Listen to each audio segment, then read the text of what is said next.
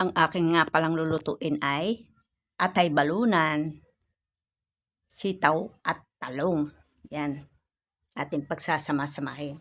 Yung atay balunan nga pala, nililinis kong mabuti yan. Tapos yung taba niya, kinukuha ko, binubukod ko, minamantika ko. Para yun na rin yung igigisa ko sa kanilang, para hindi na ako maglalagay ng ibang mantika. Yun na rin ang mantika niya. Tapos unahin ko syempre yung balunan. Kasi medyo maano yun eh. Yun ang una ko niluluto. Tapos hinihiwa-hiwa ko siya ng maliliit.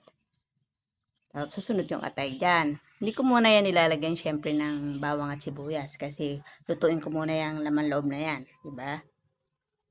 Tapos saka natin igigisa ngayon yung gulay. Diba masarap yung ganyan luto, style adobo na may konting namis-namis, ganyan. Tamis-tamis. Diba masarap yan? O kayo, ano ba ulam nyo ngayon? Chat naman kayo kung ano ulam nyo ngayon sa pananghalian. Baka masarap ang ulam nyo.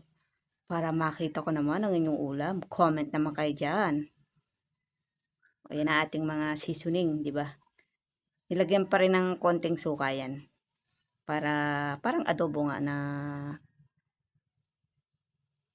siyempre, kanya-kanya tayong invento ng luto, di ba? So, kanya ang gusto kong luto. Ba naman, Gusto kasi nila ng atay balunan eh. Kaya nagpapabili sila nun. Ako kasi hindi mahilig sa atay balunan. O salamat nga pala sa inyong panonood guys. O tikman nyo aking luto. Huwag nyo kakalimutang mag-like and share and follow. Para tayo din ang magtutulungan para tumaas ang ating mga engagement. O para tayo ay maging paborito na ni Aglo. Pag tayo naging paborito ni Aglo ay sarap lang, 'di ba? Kaya wag kayong mawawala ng pag-asa kahit pula yung mga dashboard nyo. Okay